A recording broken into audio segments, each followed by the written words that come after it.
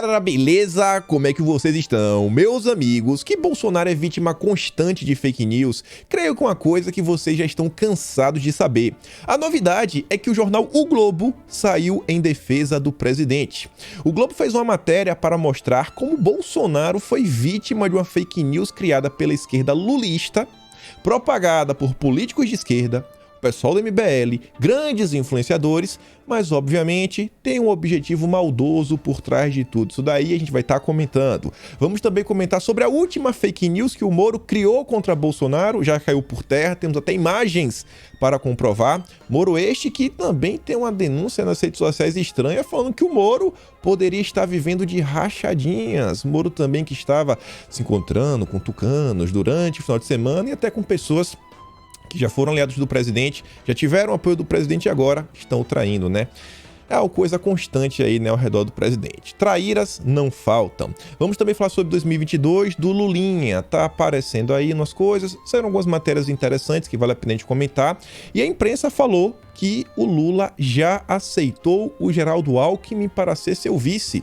Basta agora só o Alckmin querer. Vamos estar comentando sobre isso. A Frente Ampla Lulista, a Frente Ampla da Direita. Bolsonaro apareceu indicando aí mais 2 candidatos para o cargo de deputados federais. Vale a pena comentar sobre isso. Vamos comentar sobre a Câmara, alguns problemas. Lira falando que até o final do ano nenhuma pauta grande vai passar. Vale a pena comentar sobre isso. Vice de Bolsonaro. Umas notícias boas aí sobre o governo no final. Uma análise assim, no cenário para 2022 e muito mais. Espero que dê tempo de falar de tudo. Mas já vamos começar aqui. Uma forma assim mais leve. Nosso presidente ontem, mais uma vez, fazendo o que ele sabe fazer de melhor. Se encontrando com a população, se encontrando com o povo, ouvindo, né, os relatos de como as coisas andam, o que é que realmente assim tem que ser feito para tentar colocar esse país nos eixos.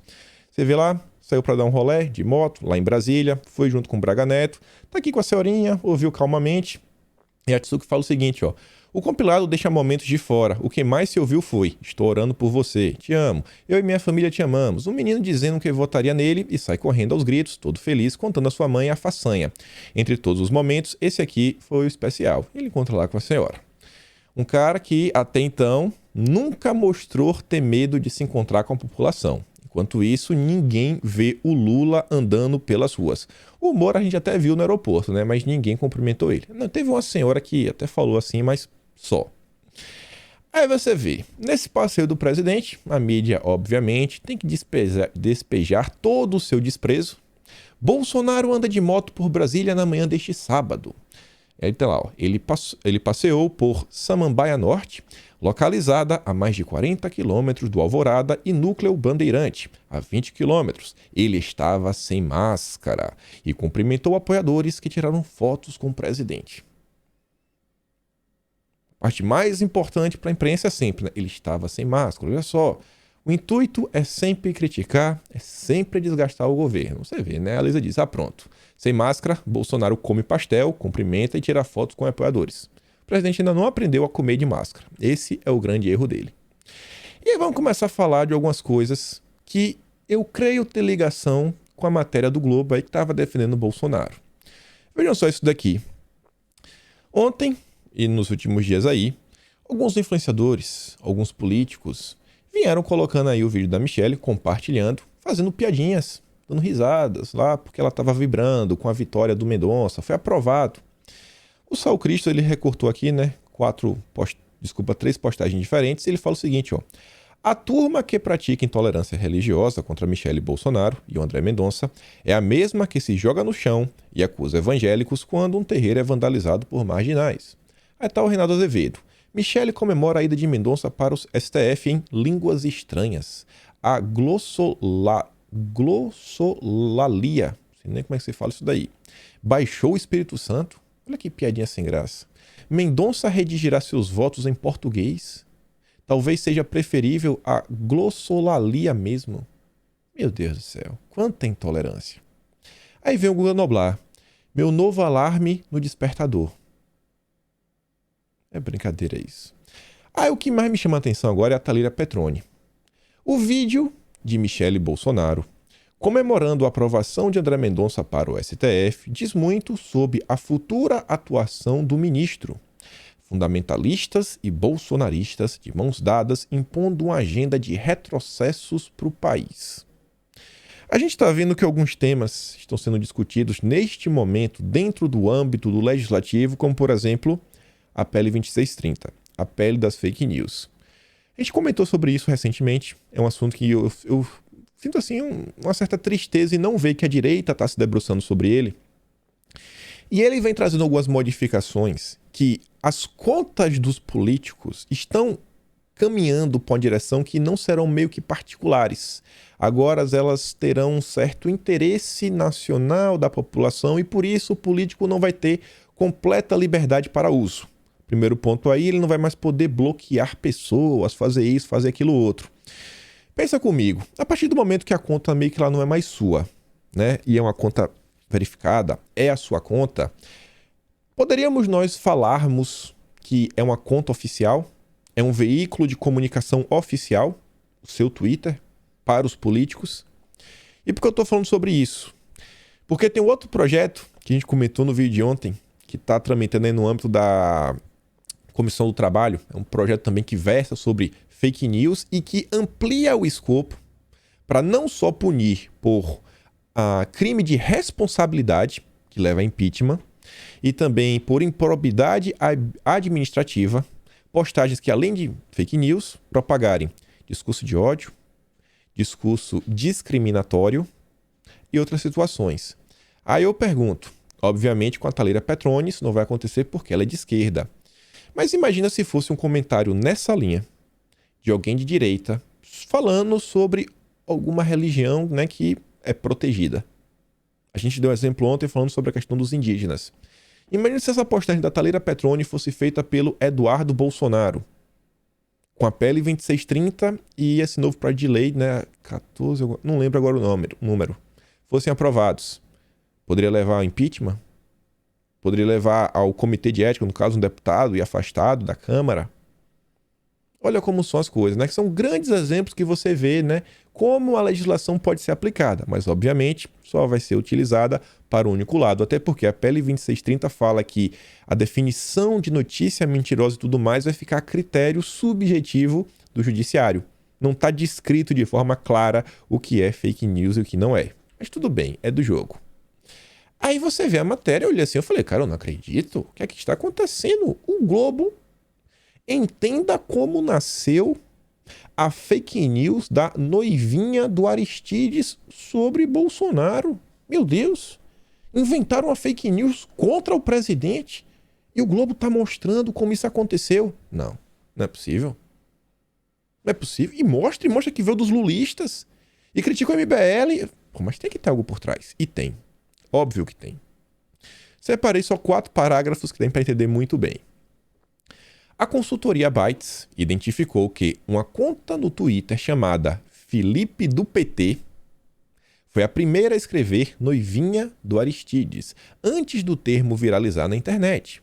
A mesma conta foi detectada pelo pesquisador de mídias sociais e colunista do Globo, Pablo Hortelado. Creio que vocês até conhecem esse rapazinho. Como a origem da notícia falsa. Ainda segundo o especialista, foram mais de 200 mil tweets em 7 dias sobre o assunto. No perfil, o homem se define como historiador, petista e lulista. Ele costuma fazer publicações contra o governo Bolsonaro, a direita e a Lava Jato. Além disso, faz postagens defendendo a esquerda e em apoio ao PT e ao Lula. Entre seus 21 mil seguidores, aliás, está a conta oficial de Lula no Twitter. O Lula segue o cara. O Lula segue o cara. E aí? Vai ter inquérito? Gabinete do ódio? CPMI da fake news? Até inclusão? O Lula segue o cara, hein? Foi articulado? Foi o Lula que mandou? Imagina se fosse o Bolsonaro. Porém, de acordo com o jornal Folha de São Paulo, a mulher detida afirmou nunca ter utilizado a expressão noivinha do Aristides, em referência a um apelido que ele teria recebido no Exército, como foi divulgado nas redes sociais. No boletim de ocorrência, a expressão utilizada pela motorista foi filho da pip. Em coluna publicada no Globo, Pablo Hortelado alertou que o episódio é um prenúncio nada auspicioso do jogo sujo que veremos nas eleições de 2022. Ele destacou que o PL das fake news segue travado no grupo de trabalho da Câmara e que a Justiça Eleitoral concentrou esforços em proibir os disparos em massa, medida pouco eficaz para conter a desinformação na esfera pública. A matéria não quer desgastar o Lula, até pode desgastar, porque o candidato da Globo é o Sérgio Moro. O que é que eles querem, na verdade, é utilizar isso daqui para mostrar, né, que, meu Deus, olha a desinformação como está crescendo. Sabe, isso aqui é um prenúncio do que vamos ter em 2022. Precisamos da PL 2630 para ontem. Para ontem tem que ser votada. Temos que colocar freios nas redes sociais, na população. Meu Deus, meu Deus. Você acha que o pessoal é besta? Você acha que eles estão defendendo o Bolsonaro de forma aleatória? Eles querem utilizar isso daqui para mostrar mais uma vez a necessidade da PL 2630. Porque só assim, né, vamos ter redes sociais seguras, sem fake news, sem desinformação e tudo mais. Não cola. Pablo Hortelado é um cara que já trabalha junto à Globo há mais de 3 anos. Em 2018, inclusive, ele fez uma série com a Globo sobre desinformação. É o cara que falou que o WhatsApp é uma ferramenta complicada, porque, olha só, em geral, as pessoas tendem a acreditar mais em seus familiares e amigos do que os jornalistas. Isso é um absurdo. Como assim? Você acredita no seu pai e não acredita em mim? Pare de acreditar no seu pai. Eu quero ser o melhor, não seu pai, não a sua mãe, não seu irmão. Foi convidado pela Mônica Seixas para ajudar na CPI das fake news da Lesp, lá do estado de São Paulo. Esse é o Pablinho.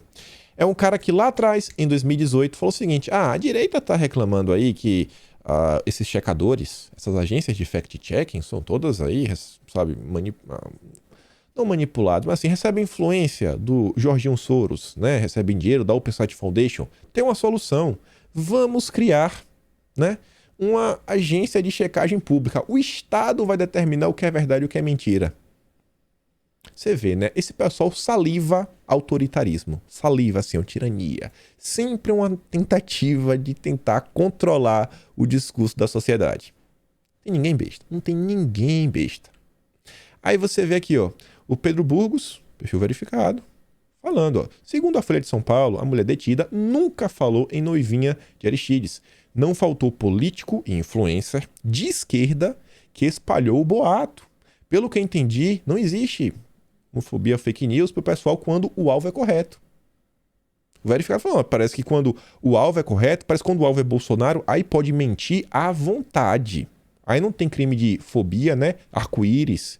Você vê que o Rogério Carvalho, senador pelo PT. Não chamem Bolsonaro de noivinha de Aristides, porque dá prisão. Que prisão? Quem já foi preso por criticar Bolsonaro? Você criticar Bolsonaro, você ganha espaço, é na TV. É programa de TV, é dinheiro, é destaque nas redes sociais. Manuela Dávila, Brasil 2021, Bolsonaro mandou prender uma mulher que eu chamou de noivinha do Aristides. Brasil 247, perfil verificado. E aí, vai ter alguma punição? Não vai ter nada, óbvio. Bárbara Gância, essa daqui, meu Deus, não vou nem falar, porque esses dias saiu uma matéria que, não, olha só, as jornalistas mulheres estão apanhando demais, então vamos ficar quieto. Breno Altman, Alexandre Padilha, Paulo Pimenta, aí também do PT. PT! Bom dia para todos e todas e todos, menos para a noivinha de Aristides. Aí o Danilo Gentili também compartilhou. A matéria do Globo fala do Kim Kataguiri do MBL, que gravou até vídeo. Não vai ter inquérito, não vai ter CPMI, não vai ter nada. Por quê? Porque falar mentiras contra Bolsonaro, nada acontece. Nada acontece. No máximo, você ganha uma notinha na Globo que pode ser utilizada para fazer pressão pela aprovação da PL 2630. Aí, veja só. Apareceu essa postagem aqui ontem. Na verdade, eu vi isso aqui por outra postagem. Thomas Trauman. Furo da Renata Agostini. Sachida vai liderar um think tank juntando a IPEA, IBGE e a SPE. Tá, eu sei que colocar Sachida e think tank na mesma frase é estranho. RT, secretários da Receita e de Produtividade devem deixar time de Guedes, via CNN Brasil. Aí vem a Laura Carvalho já gritando. Oi? Eles querem colocar IPEA e IBGE dentro de uma secretaria especial do Ministério da Economia. Estão criando um fato contra o governo. Meu Deus, o que o governo está fazendo, IPEA e IBGE? Eu sei que você deve estar assim, tá? O que é que isso aí tem de mais? O que é que isso tem a ver? Eu também estou assim, não sei qual o problema disso aí, eu também estou viajando. O que chama minha atenção foi isso daqui, ó.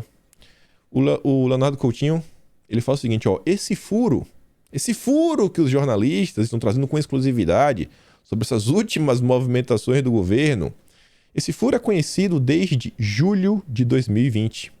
Arranjo burocrático virando, oi? Grande oportunidade para acompanhar o desenvolvimento de uma fake news desde o berçário.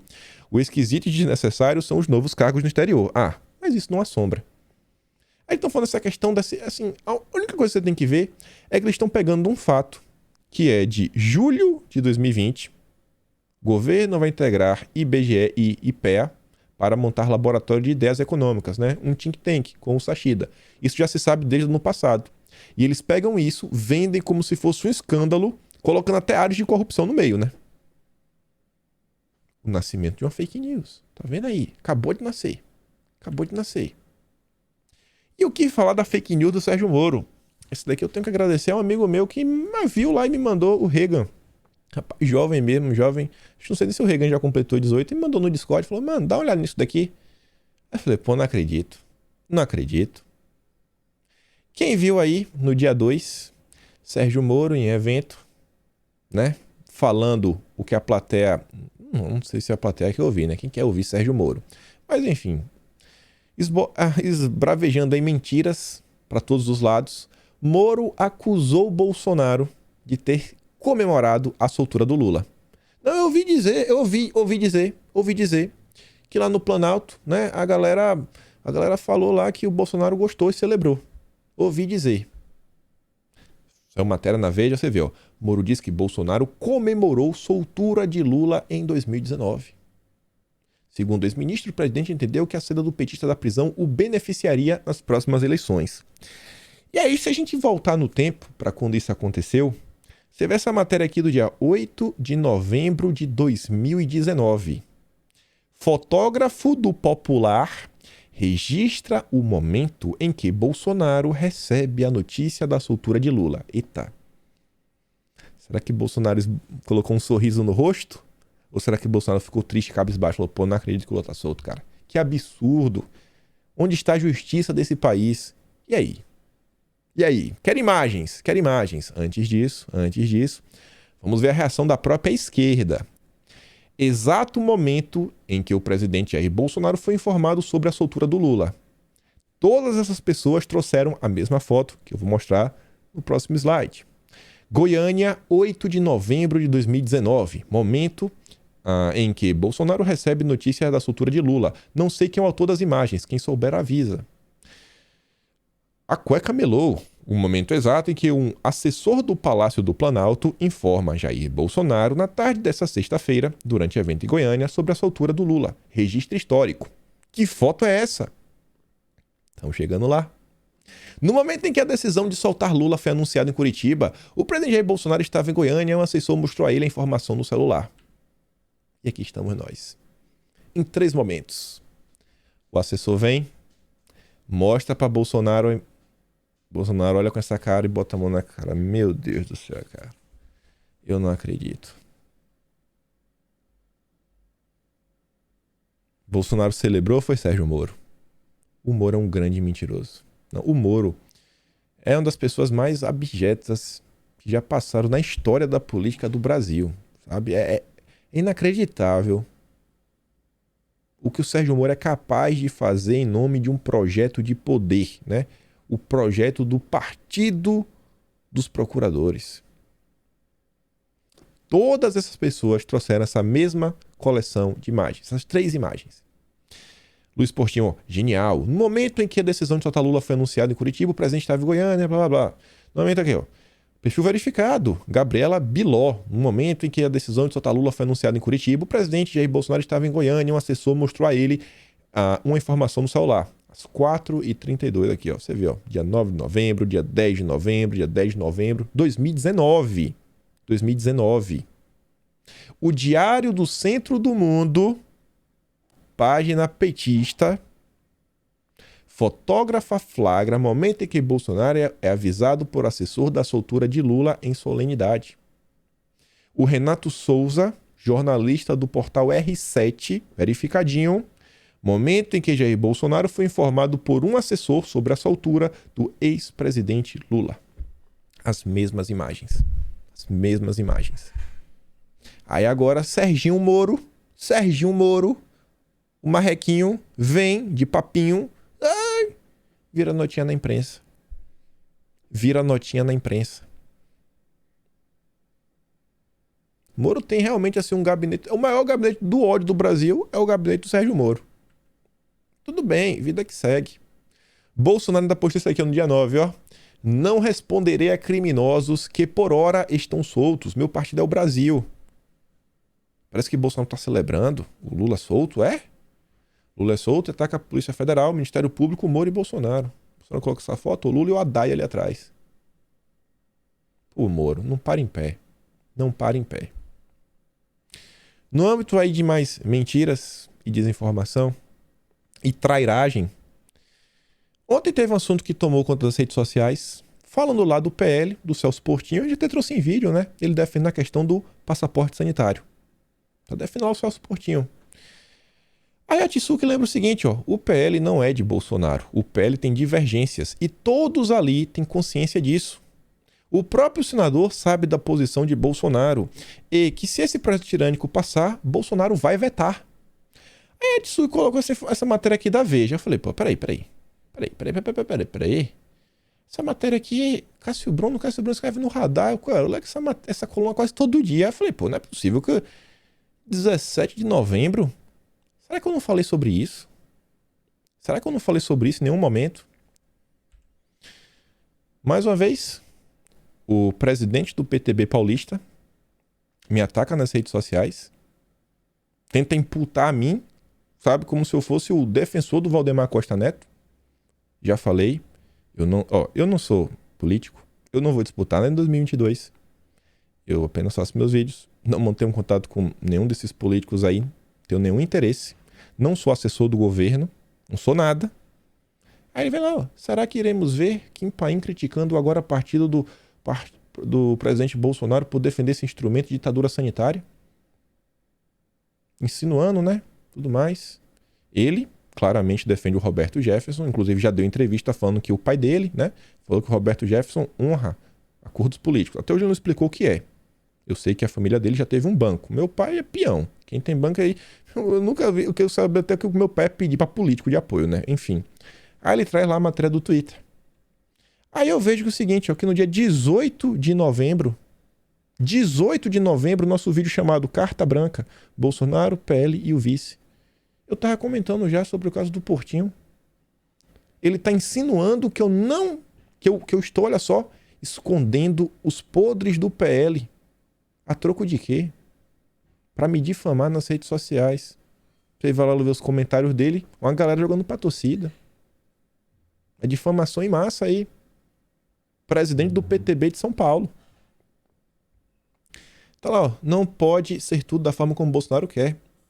Aí ele dizia, ó, sou crítico ao governo federal e sou autor do projeto de lei que trata da obrigação da certificação, né, do passaporte para que as pessoas tenham acesso livre a locais públicos. O presidente já anunciou que vetará.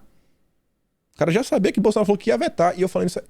O meu comentário nesse vídeo é o seguinte, que obviamente não dá pra ter tudo, porque se o partido, todo mundo pensasse igual, o nome não era partido, era unido, eu uso exatamente essa frase, mas eu falo assim, que tem coisas que assim, que dá pra Bolsonaro abrir mão e tem coisa que não dá. E eu até falo, né, pô, não dá pra aceitar os deputados do PL apoiando o Lula. E falo sobre esse exemplo. Falei isso 15 dias atrás. E tem aí o cara utilizando a máquina pra desinformar. A troco de quê? Quem sou eu, gente? Quem sou eu? Aí você vê isso daqui, ó. Renata Abreu faz a postagem do Sérgio Moro. Como combater as desigualdades sociais e gerar emprego e renda. Essa foi a conversa de Sérgio Moro com o governador Eduardo Leite. Só que além do Moro, além do Eduardo Leite e além da Renata Abreu, sabe quem também estava na reunião?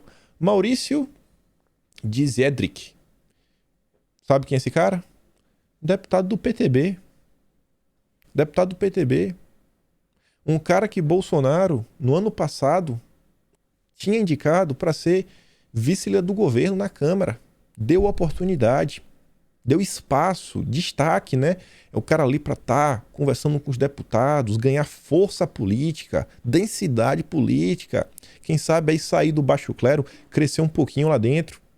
Mais uma vez apunhalado.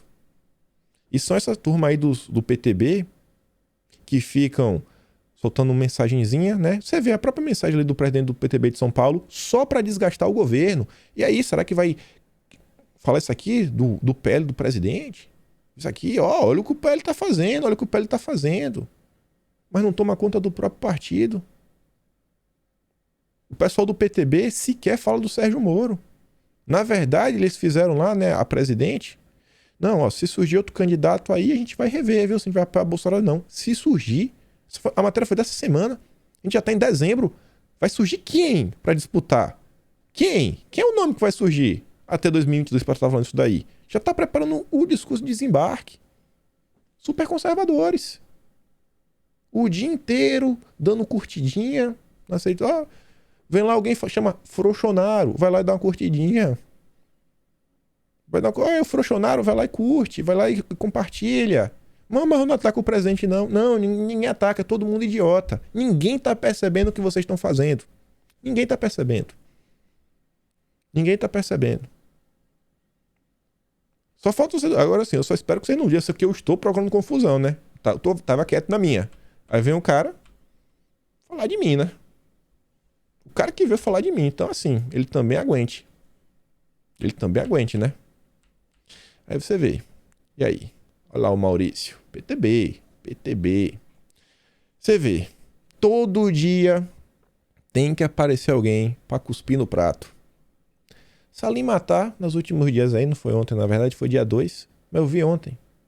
Lamentável, 61 senadores aprovaram a PEC dos precatórios. Melhor seria ter vendido alguns ativos dos mais de 3 milhões de reais que o governo possui, quitar dívidas e pagar o Auxílio Brasil. Tenho afirmado que o establishment não é favorável a reduzir o tamanho do Estado. Tá aí a prova. Tá criticando o governo por ter aprovado a PEC dos precatórios, falando que tinha que ter feito isso daqui e aquilo outro. Salim Matar, ele estava no governo. E ele saiu do governo pelo seguinte motivo, ó. Salim Matar após pedir demissão. A política não tem interesse em privatizar. O mundo de governo é muito diferente do mundo da iniciativa privada. As lógicas são diferentes. O tempo é diferente. Nós, da iniciativa privada, normalmente temos dificuldade de nos adaptar ao tempo, à lentidão da burocracia estatal. Ele entra, ele é incapaz de fazer o que ele mesmo está pedindo para fazer e ele critica o governo. Ele abandona o governo por uma incapacidade profissional e critica o governo por não fazer o que ele tinha que ter feito. Olha o absurdo que são as coisas. Cara, todo dia tem que aparecer alguém para apunhalar o governo. Todo dia. Todo dia. Muita gente, inclusive, fala que o Salim só quis ir para o governo por causa disso, ó. Ações da Localize Unidas disparam após decisão do CAD sobre fusão. Querendo ter aí um monopólio, né, de aluguel de veículos. Grandes empresas para se unirem, não é assim. Peraí, pô. Isso aqui vai virar um monopólio. O CAD vai ter que determinar, né? Como se fosse um STF do âmbito econômico, comercial. Dizem que ele foi lá só para fazer um lobbyzinho para aliviar pro lado dele. Mas o vagabundo é Bolsonaro, né? O governo que aprovou precatórios. O povo que se lasque. Não, porque tinha que ter vendido. Ué, você tava no governo, por que você não vendeu? Ah, é porque eu não tenho capacidade. Nós da iniciativa privada não sabemos. Ah, é, né? Aí o presidente tem que saber tudo. Sozinho tem que resolver todos os problemas. Na hora de ajudar, o pessoal vai embora. Na hora de jogar pedra, vixi. Esse aqui é o maior de todos, né? Esse aqui é o maior traidor de todos. Diário Centro do Mundo já está falando. Moro quer usar gabinete do ódio para queimar o Supremo e barrar Lula. Moro sabe que será questionada a campanha toda pelo fato que foi considerado parcial na sentença contra Lula. E o ex-juiz também sabe que isso... E o juiz também sabe que isso pode ser a pau de cal a seus planos políticos. É por isso que ele precisa achar uma saída alternativa para isso e vai jogar o Supremo contra os leões. Há quem diga que o grupo já está até montando uma espécie de gabinete do ódio para tratar do tema. Ah, vá. Moro, gabinete do ódio. Pô, o antagonista vai ficar com ciúme, hein? A não ser que seja o próprio antagonista. Aí você vê. O plano de Glaze para desconstruir Sérgio Moro na campanha. Isso daqui tem que prestar atenção. O PT já tem um plano para atacar o Moro daqui para frente. Nada sobre Lula ficar batendo boca com o ex-juiz que o condenou e mandou prendê-lo por corrupção na Lava Jato. O partido vai escalar juristas conhecidos para bater forte em Moro com argumentos do mundo do direito sobre a conduta do Moro e do Ministério Público Federal de Curitiba durante a condução dos processos de Lula. Gleisi Hoffmann toca a estratégia. Aqui, em vídeo, o que é que eu me predisponho a fazer sempre? Analisar a conduta do Moro enquanto juiz, mostrar os problemas, né? Olha isso aqui, olha aquilo outro. O PT quer fazer exatamente isso. Aí você já pensou, a gente vem comentando, a gente vem tentando, assim, uma pauta que ela vem entrando assim na direita, porque a esquerda vem aquele discurso, né? O Lula era perseguido político, tudo mais. Ninguém comenta sobre o Moro, só faz atacar Bolsonaro. Eles vão tentar tirar essa pauta que meio que não é... A gente comenta aqui no canal, deveria ser uma pauta que a direita deveria tentar entender, mas o PT já vai lá. E a gente já comentou sobre isso, né? É importante ter algumas pautas, sabe? Ter o domínio dessa agenda, ser nossa. Eles já tentaram tomar a pauta anticorrupção, pauta isso, pauta aquilo outro, agora até isso daí. Não, agora quem faz críticas técnicas é o PT. Que sempre, né, se jogava no chão, levava pro pessoalismo. Não, o Lula é perseguido, Lula é isso, Lula é aquilo outro. Aí agora vão querer ir pro lado técnico. Tem método. Só falta daqui a pouco a direita perder mais uma vez, né? O discurso para outra pessoa. E aí ontem eu me deparei com isso daqui. Na verdade são nas últimas horas. Eu fiquei assim, abismado. Meu Deus. Sérgio Moro vivendo de rachadinha, não é possível. Eu acho que não. Acho que deve ter alguma explicação para isso. O Felipe Saldanha fala o seguinte, ó, Moro recebe salário de R$22.000 do partido Podemos e este partido obriga seus filiados a pagarem um percentual do seu salário ao partido. Moro vive tal como o Lula. E rachadinha, segundo palavras do Felipe. Ele traz aqui o estatuto, olha lá, o título 8º das finanças e da contabilidade do partido, capítulo 1 das finanças, artigo 79, parágrafo 1º, contribuição dos órgãos partidários e titulares de mandatos efetivos ou de funções na administração pública. Tem que dar o cacauzinho, né? Tá lá, a contribuição. Os filiados titulares de cargos no Poder Executivo e Legislativo contribuirão com 5% do total de seus subsídios líquidos mensais. 5% do líquido. Aí você vai ver o estatuto do PT. A mesma coisa. A mesma coisa. Contribuições obrigatórias dos filiados e filiadas ocupantes de cargos eletivos de confiança e dirigentes na forma deste estatuto. Aí o PT tem uma tabelinha. O PT é mais organizado. Depende da função, paga um pouco mais, um pouco a menos, né? O PT, meu Deus, é institucionalizado desde sempre. Esse é o Sérgio Moro, o grande bastião da moralidade. Recebe dinheiro público sem ocupar nenhum cargo. Nenhum cargo. Só porque ele é amigo do Podemos, vai lá. Não dá aí pro Sérgio Moro, porque ele é nosso amigo, ele é nosso candidato. Rapaz. Aí eu fico na dúvida, esse dinheiro, ele é do fundão, que o Moro critica, ou o salário dele vem da rachadinha, que ele também critica? Ou é uma mistura dos dois? É metade fundão, metade rachadinha? De onde é que vem o dinheiro que paga o salário do Moro? Uma coisa acho que ninguém discorda, vem do bolso do cidadão. Mas a crítica com o Bolsonaro é a 1000. Aí sei que ele tava lá, né? Com o Eduardo Leite, já falando da frente ampla da terceira via. É fundamental criarmos pontes.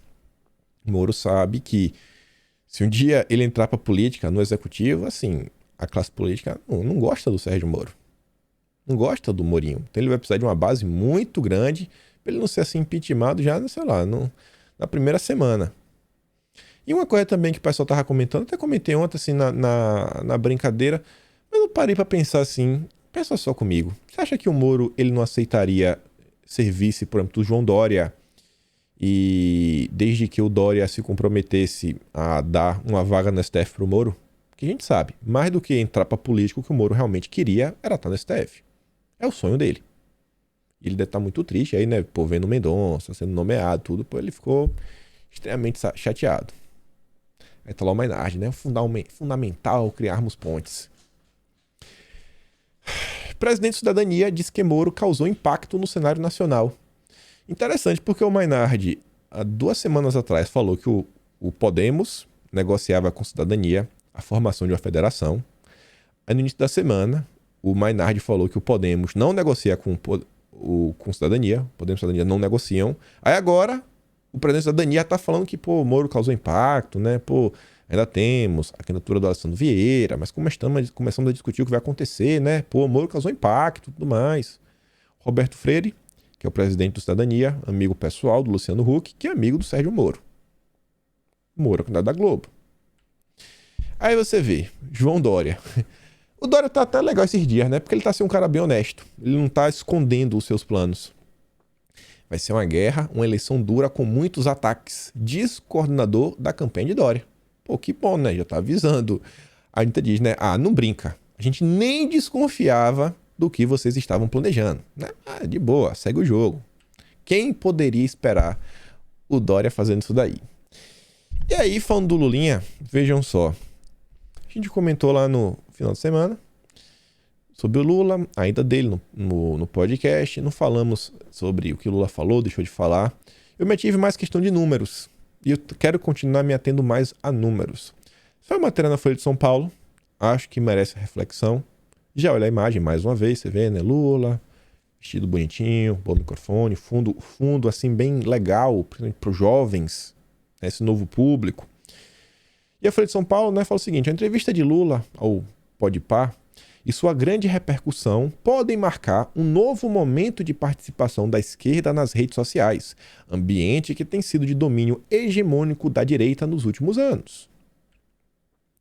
As redes, em primeiro lugar, são emocionais e depois são racionais. Isso realmente eu acho que é por aí. Bolsonaro é um político carismático também, mas não consegue transmitir empatia, principalmente com as camadas que estão sofrendo mais com a crise econômica. Não sei. Eu acho que com o jovem, Bolsonaro tem uma certa dificuldade. O Lula consegue ser muito mais empático ao segmento hipossuficiente, que cresceu muito no Brasil, e isso faz uma diferença grande. Nesse sentido, Lula e o PT têm um desafio de trabalhar com a fluidez das redes, entendendo a linguagem do público mais jovem e endereçando pautas que atinjam esses grupos e extrapolem a bolha tradicional da militância. Com a compreensão das peculiaridades das redes sociais e a possibilidade de abrir espaço inédito para a esquerda nesse universo, Lula teria a capacidade de transcender a sua bolha e conversar com os jovens e invadir o centro. Tem um amigo meu que ele sempre diz assim que são os 3 C da comunicação. O primeiro é conectar, o segundo é conectar, conversar e convencer. Eu tenho que saber como conectar. Uma vez que você se conecta, você tem que saber como conversar e, por último, convencer. Não lembro se são esses 3 C que ele fala, mas você consegue entender, né? Você ter aquela primeira conexão, tem que ter alguma coisa, né? O quebra-gelo. Como é que esse quebra-gelo vai ser feito? Assim, a forma como você... Assim, tudo tem um quebra-gelo, uma piada demais. Como você vai conversar, tá? Todo o processo de um todo, e depois você tem que conseguir convencer. E aí a matéria fala o seguinte, Bolsonaro, no entanto, vê-se em momento contrário da dinâmica, segundo o sociólogo. Ele diz que as lives de Bolsonaro têm apresentado saturação do formato por uma série de motivos. Primeiro, as notícias do presidente já não são tão auspiciosas. Cansaço do público. Bolsonaro não consegue transmitir empatia, especialmente em relação às camadas que mais têm sofrido com a crise, e também adicionar até os jovens, falo com vocês. Já conheci algumas pessoas que falam, cara, é meio complicado assistir a live de Bolsonaro. Peca muito assim na qualidade. O fator que mais... Se você procurar entre especialistas mesmo, fala de comunicação e não de política, mas que fala sobre entretenimento como um todo, o fator primordial é sempre o áudio. Áudio. Antes da TV, a gente tinha um rádio. A gente escuta, né? O ser humano ele escuta muito. Tem 2 ouvidos, né? E uma boca para escutar um pouco mais. Então, quando você tem já aquele áudio abafado, com zoado, né? De fundo, isso já atrapalha, já não é chamativo. Você vê as rádios, elas investem tanto em qualidade sonora. Tem que ter o som, pelo menos. Depois a imagem e tudo mais. Sabe, tá ficando assim, a coisa vai ficando saturada, o tempo vai passando, você vê que cada vez mais as redes alternativas, né, Tanto assim, você vê o próprio streaming hoje em dia. Olha a Netflix. A Netflix hoje em dia consegue produzir filmes basicamente com a mesma qualidade de Hollywood. Uma coisa que a gente não via nos últimos anos. Se fala pra você, pega o pessoal da Coreia. Coreia já conseguiu produzir filme vencedor do Oscar. Melhor filme. Então, essa universalização, né, da comunicação, tudo mais, o avanço tecnológico, tá fazendo com que todo mundo, assim, comece a subir o padrão, subir o padrão, subir o padrão. A gente não tá mais em 2018. Não estamos mais em 2018. Não adianta querer ficar naquela, travado. Cara, beleza. É o que... Uma coisa é você dar entrevista na rua, uma coisa ou outra. Até aquele pessoal, Foco do Brasil, né? Aquele canal que tá sempre lá, eles transmitem aqui no YouTube. Bolsonaro, quando vai cercadinho, você vê. Nada, eles têm aquele... É o DJ... É o DJ2, né? Aquela marca... Como é o nome? É o gimbal. É um aparelhozinho que você segura, ele segura o celular, ele é um estabilizador de imagem. É uma coisa assim, básica. Pra não gravar, né? A imagem ficar assim, fluídica, tudo mais. Full HD, 60 FPS. São padrões. A esquerda vem utilizando. Todos os podcasts grandes são de esquerda. Tentei até no passado começar a iniciativa, mas fazer online não é igual você fazer a nível local. E ainda teve... Os convidados também às vezes não querem ajudar. Então, a esquerda tem toda essa máquina na mão. Eles vão utilizar. Enquanto isso, a gente vê, né, vários problemas. É o pessoal do PTB, super conservador. Olha isso aqui, vai criticar dessa vez? Pô, já critiquei, cara, 15 dias atrás. Para de me perseguir. No monitoramento da DAP, FGV, Lula no Podpah alcançou mais de 50 mil menções no Twitter por hora, com pico de quase 11 mil menções às 8 da noite. Na mesma fatia de horário, Bolsonaro teve pico de 4.050 menções em sua live. Com esse esgotamento, o presidente tem se fechado em seu núcleo de apoio mais fiel. Isso realmente tem acontecendo. Sabe, esse público que está mais fora da bolha não vai atrás desse conteúdo. Tem que ser uma coisa nova, chamativa. Não adianta. Aí você vê essa matéria aqui no Globo. Ó. Podcast com Lula fura bolha nas redes e atinge perfis fora do debate político. Isso aconteceu. Eu acompanhei. Quando eu vejo gente falando, são os bots, são os robôs. Gente, não fiquem se iludindo, pelo amor de Deus. A esquerda, ela ainda tem força. Não fica se iludindo, Gente, a esquerda tem força, vem crescendo. Muita gente aí que é streamer de jogo estava assistindo essa live. Gente aí, tem lá o Pato, a turminha do Pato. O Pato é um cara que fala sobre segurança digital, né? Computadores, hacker e tudo mais. Todo mundo assistindo, comentando, a Dayana, a mulher dele, essa é uma galera. Furou a bolha. E você vê, o pessoal ele tem, assim, não oposição, mas os jornalistas hoje em dia, vários grupos, ele tem realmente aplicativos de métricas que você consegue monitorar as redes, as menções. Isso existe. São os famosos cientistas de dados. É uma profissão, inclusive, que está em demanda na sociedade. Eles fizeram lá uma análise que das menções lá do momento, 478 mil publicações, 88% foram a favor do Lula. Não dá para negar uma coisa que está acontecendo. É aquele momento de falar, pô, cara, então vamos aqui também se movimentar, né? Tentar melhorar de um lado e de outro. Tem 2 dias que o Lula foi, já tem 6,2 milhão de visualizações. E aí? Até sexta-feira bate quanto? Eu, quando fiz uma live lá no Twitter, falei, galera, eu aposto que até sexta que vem já passou de 5 milhões. 2 dias já tá em 6. Não dá pra negar. Fechar os olhos pra isso daqui. Gente, a esquerda ainda tem um domínio grande. Aí você vê como é que as coisas funcionam, né? Lá vem o MBL. Lula não é moderado. Ele foi num podcast de funkeiro falar de futebol e como eles amam os pobres. A última vez que Lula foi entrevistado por jornalista de verdade, soltou aquela gafe de ditadura na Nicarágua. Aí o mítico fala, funkeiro, eu tô ligado que você queria ir, né? Sou do funk, sou do rap e do que eu quiser ser. Não vem menosprezar o funk não, irmão. O nome do podcast é o Podpah, que o seu pessoal, Arthur, da MBL, há um bom tempo estava se convidando a colar. E estava mesmo. A gente já mostrou no passado, lá na época das manifestações do dia 12, como o MBL articulou para conseguir aparecer tanto no Flow quanto no Inteligência Limitada. O Flow falou, pô, cara, beleza, mas o Renan Santos não dá. O Vilela, como é lá o capacho do Gentili, aí faz o que for. Inclusive o Vilela levou, né? O Rubinho Nunes e o Augusto, Google, sei lá como é que chama, que é o apresentador do podcast do MBL essa semana, ainda levou o André Marinho com o Paulo Marinho, né? O MBL já tem um podcast para chamar de seu, do mainstream. E você percebe, olha o que o Arthur disse. Ele foi num podcast de funkeiro. Funk é música da massa, irmão.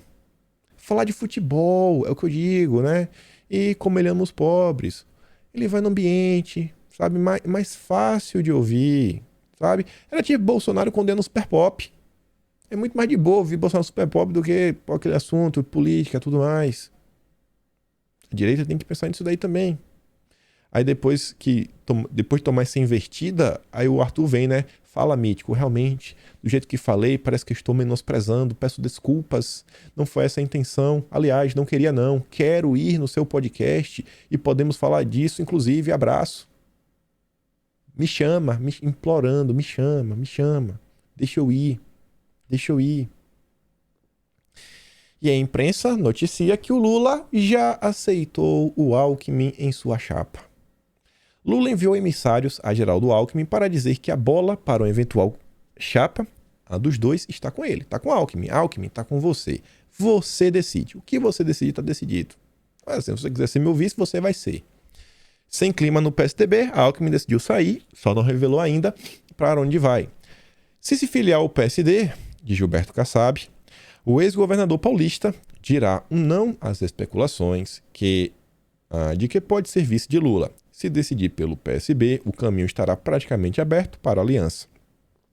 O bastidor já informou que a Alckmin pensa sobre as dificuldades que enfrentará caso decida concorrer mesmo ao Palácio dos Bandeirantes. Aí fala os problemas, Rodrigo Garcia tem a máquina, parte da máquina tucana que o Alckmin pretendia utilizar, então ele não conseguiria, não teria a mesma atração. Não é que ele está com medo do Rodrigo Garcia, porque vai ficar um pedaço da máquina que é dele, vai estar capenga. Alckmin e Lula voltam a se encontrar ainda este ano. Um encontro promovido pelo grupo Prerrogativas. Olha o grupo Prerrogativas, que a gente fala dele. Os advogados do PT. Que é advogados de esquerda. No Converscote tentarão convencer o ex-governador a tentar fechar com o PSB. Há, porém, dentro do staff de Alckmin, a desconfiança que, apesar do PT dizer que só depende dele, não é bem assim. E o Alckmin já está ensaiando o discurso para aceitar ser visto Lula. Isso aqui, de qualquer forma, é bom, porque em São Paulo vai abrir espaço para uma candidatura mais à direita. Os votos do Alckmin, assim, obviamente uma parte vai para o Haddad, para o Boulos, Márcio França. Mas muita gente aí, às vezes, acaba votando no Alckmin, porque até então era o candidato antipetista. Alckmin está mais propenso a aceitar a vice na chapa presidencial de Lula que ser candidato ao governo de São Paulo. Em conversa com amigos, Alckmin tem ensaiado um discurso em que cita parcerias que a chanceler alemã e que o ex-presidente Fernando Henrique Cardoso firmaram com adversários políticos e faz um alerta para a situação de risco que vive os Estados Unidos. O ex-governador analisa que a falta de uma união nacional prejudicará o governo do presidente americano, o Biden. Quem não tem a Câmara e o Congresso, a Câmara e o Senado, né? O Congresso, cara, tem muito trabalho e a gente vê o que está acontecendo com o Bolsonaro. À espera de Alckmin, Lula conversa com o PSD sobre Rodrigo Pacheco. Mas também assim, né? Depende do Alckmin. Mas se ele não quiser, já vamos conversar aqui para ter uma alternativa. Kassab ainda sonha. O sonho do Kassab real é Pacheco na vice, Alckmin candidato em São Paulo. Que aí o Lula vai ter que apoiar, né? Então teria um governador em São Paulo e um vice a nível nacional. Aí o Kassab pula de alegria. Enquanto espera que Alckmin decida se vai ser candidato, Lulinha abre espaço aí para aliança com Kassab. Na sexta, Lula se reuniu com Adalclever Lopes, ex-deputado estadual mineiro, que vai coordenar a campanha do Calil, lá em Minas Gerais, segundo o maior colégio eleitoral do país. Parte do PSD defende a antecipação do apoio a Lula. Sabe, Pacheco, cara, não vai. Tá com 0,3%. Eu me pergunto, quem é que vota em Pacheco? Eu acho que aquela galera é o seguinte, você vai votar em quem? Aí o cara fala assim, pô, quem são os nomes? Tem um Pacheco, vou trollar, vou votar no Pacheco, vou votar só pra esculhambar, vou votar no Pacheco. Vou rasgar meu voto. Porque não tem como levar o Pacheco a sério. Vice-presidente do PT defende frente ampla com Lula no modelo de Mujica, no Uruguai. Isso daqui é aquelas coisas, né? O PT, ele é uma instituição, meu Deus, é um dragão com várias cabeças. A direita brasileira ela tem Bolsonaro e algumas pessoas. Veja como são as coisas. Infelizmente, a gente não tem essa estrutura grande. A gente às vezes depende muito de poucas pessoas para articularem diversas coisas. Veja como seria interessante. Assim, veja como será interessante. Isso vai acontecer um dia, eu tenho certeza. A direita ela vai crescer. Em algum momento ela vai ter um partido, ela vai ter uma estrutura, vai ter alguns caciques. Imagina que Bolsonaro tem o partido Bolsonaro. Vamos botar esse nome, Partido Bolsonaro. E aí, Bolsonaro é o candidato, seria o Lula. Isso aí é um cenário hipotético, né? E aí o vice-presidente do partido Bolsonaro tá lá, fechando na frente ampla, tá negociando, tá articulando, montar uma grande bancada no Congresso. Cara, isso seria sensacional. E você vê, a direita às vezes perde muito tempo discutindo as majoritárias. Presidente, aquilo ali, que Bolsonaro não presta, que Bolsonaro é um frouxo, covarde. Fica aí uma galera nas redes sociais, os superconservadores.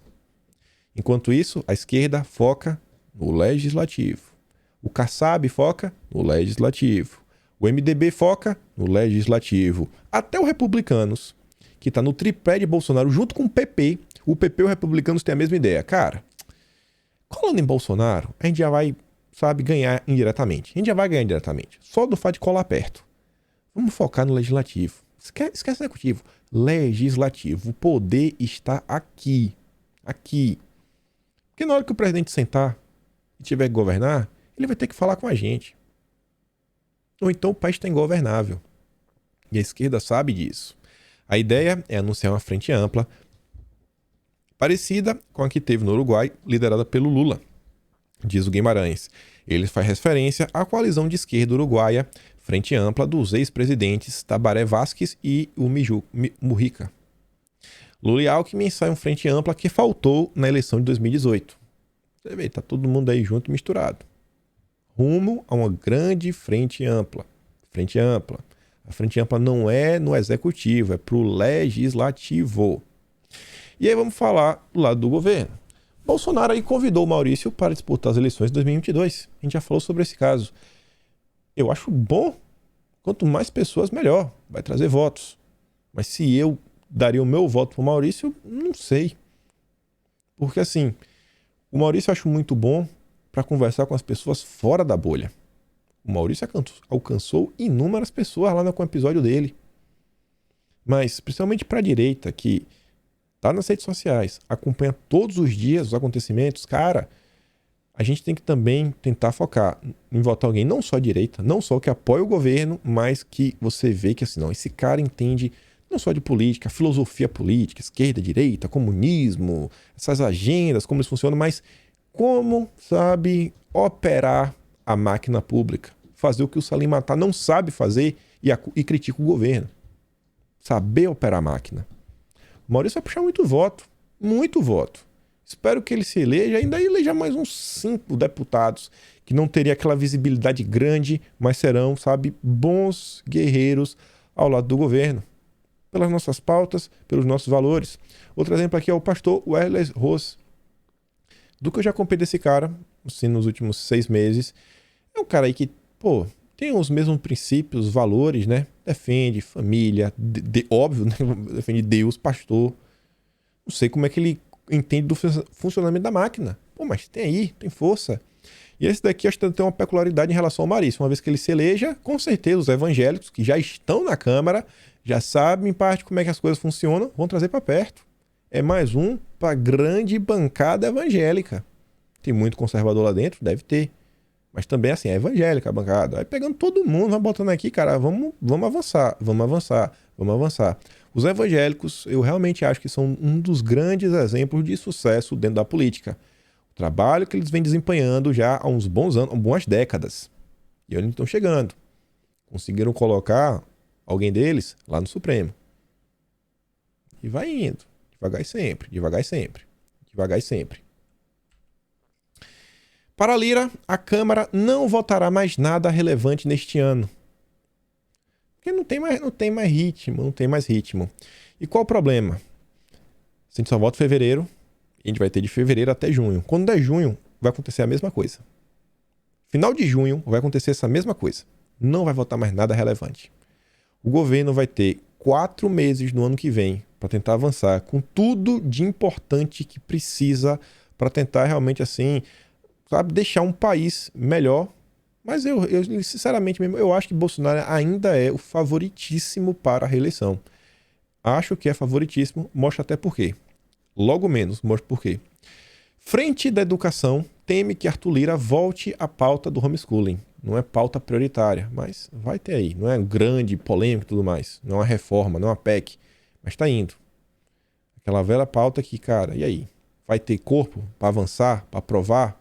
Ter coro? São 257 votos. Acho que isso aqui é um tema que grande parte da direita apoia. Sobre a educação, bem rápido, Fachin vota para liberar linguagem neutra nas escolas. Ahá, o Fachin é nosso. Deltan Dallagnol. Bolsonaro cria uma chapa puro sangue, mas terá vice da velha política. Aí estão se falando mais uma vez que o Ciro Nogueira ou o Fábio Faria podem ser vice de Bolsonaro. Eu acho que não são nenhum nome dos sonhos. Acho que se Bolsonaro escolher, a gente vai continuar apoiando Bolsonaro, mas no nome dos sonhos. E é o que eu digo, a gente está comentando sobre isso há quantos dias? Gente, precisa discutir o vice. Precisa discutir o vice. Ninguém fala do vice. Ninguém fala.